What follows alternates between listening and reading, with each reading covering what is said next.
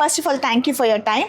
ನಾನು ಕೆಲವೊಂದು ಕ್ವೆಶನ್ಸ್ ಕೇಳ್ತೀನಿ, ನಿಮ್ಮಂಥ ವ್ಯೂವರ್ಸ್ಗೆ ಹೆಲ್ಪ್ ಆಗುತ್ತೆ, ಕೇಳ್ಬೋದಾ? Yes madam. Okay, so before coming to millionaires group, ನಿಮ್ಮ ಭಯ ಅಥವಾ ಫಿಯರ್ ಟ್ರೇಡಿಂಗ್ ಬಗ್ಗೆ ಏನಾಗಿತ್ತು?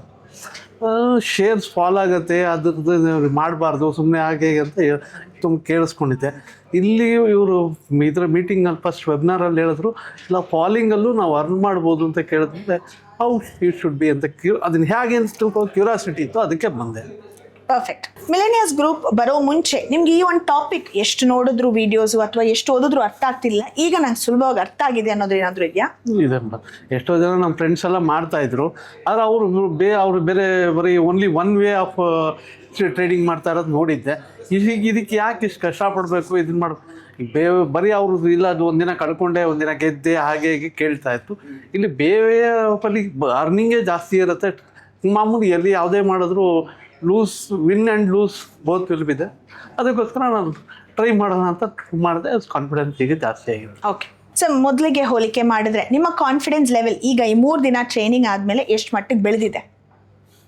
ಮೊದಲು ಆಲ್ಮೋಸ್ಟ್ 35% ಇತ್ತು, ಮಾಡ್ಬೋದು ಅಂದ್ಕೊಂಡಿದ್ದೆ. ಈಗ ಮೋರ್ ದೆನ್ ದಟ್ ಅರೌಂಡ್ 80-90%. ಯಾಕಂದರೆ ಇನ್ನೂ ಒಂದು 10% ನನ್ನ ಅಕೌಂಟ್ ಓಪನ್ ಆದ್ಮೇಲೆ ನಾನು ಟ್ರೇಡಿಂಗ್ ಮಾಡಿದ್ಮೇಲೆ ಅದನ್ನು ಪ್ರಾಕ್ಟೀಸ್ ಮಾಡಿದ್ಮೇಲೆ it will be more. Okay, love. ನಿಮ್ಮಂಥ ಬಿಗಿನರ್ಸ್ ಇನ್ ಟ್ರೇಡಿಂಗ್ ಏನಕ್ಕೆ ಈ ಪ್ರೋಗ್ರಾಮ್ ಅಟೆಂಡ್ ಮಾಡಬೇಕು? ಎವ್ರಿಬಡಿ ಹ್ಯಾಸ್, ಎಲ್ರಿಗೂ ಅರ್ಧ ನಾಲೆಜ್ ಇರುತ್ತೆ, ಅರ್ಧ ನಾಲೆಜ್ ಯೂಸ್ ಇಲ್ಲ. ಯಾರೋ ಟೀಚರು ಗೈಡೆನ್ಸ್ ಇದ್ದರೆ ಅವ್ರು ಮಾಡ್ಬೋದು ಅಂತ ನನ್ನ ನಂಬಿಕೆ. So you mean to say ಈ ಗೈಡೆನ್ಸ್ ಇಂದ ಅಟೆಂಡ್ ಮಾಡಿದ್ರೆ ದೇ ವಿಲ್ ಫರ್ದರ್ ಇಂಪ್ರೂವ್ ಆಗ್ತಾರೆ ಅಂತ? ಎಲ್ರಿಗೂ ಬೇರೆ ಆ್ಯಂಗಲಲ್ಲಿ ಬರೀ ಕಳ್ಕೊಂಡಿರೋದು ಅಷ್ಟೇ ಗೊತ್ತಿರುತ್ತೆ, ಕಳ್ಕೊಳ್ಳೋದ್ರಲ್ಲೂ ಗಳಿಸ್ಬೋದು ಅಂತ ತಿಳ್ಸೋದು ಇದೊಂದೇ. ಇಲ್ಲಿ ಬಂದಾಗಲೇ ಗೊತ್ತಾಗೋದು. ಇಲ್ಲಾಂದರೆ ಅಲ್ಲಿ ಹೋಗು, ಅಲ್ಲಿ ಶೇರಲ್ಲಿ ಹಾಕಿದ್ರೆ ಹೋಯ್ತು ಅಂದರೆ ಹೋಯ್ತು ಅಷ್ಟೇ ಗೊತ್ತಿರೋದು. ಅದರಲ್ಲೂ ಗಳಿಸ್ಬೋದು ಅಂತ ತೋರಿಸಿದ್ದೆ ಇಲ್ಲಿ. 3 ದಿನದಿಂದ ಮೋಹನ್ ಸರ್ನ ನೋಡ್ತಾ ಇದ್ದೀರಾ, ಅವ್ರ ಬಗ್ಗೆ ಏನಾದರೂ ಹೇಳಕ್ಕೆ ಇಷ್ಟಪಡ್ತೀರಾ? ಗುಡ್ ಟೀಚರ್, ಒಳ್ಳೆ ಕಾನ್ಫಿಡೆನ್ಸ್ ಬರುತ್ತೆ. ಆ ಥರ ಇದ್ದರೆ ನಾವು ಒಂದಿಷ್ಟು ಎಂಟರ್ಟೈನ್ ಆಗ್ತೀವಿ, ಪ್ಲಸ್ ಅಟೆಂಡ್ ಮಾಡಬೇಕು ಅನ್ನೋ ಕಾನ್ಫಿಡೆನ್ಸು ಬರುತ್ತೆ.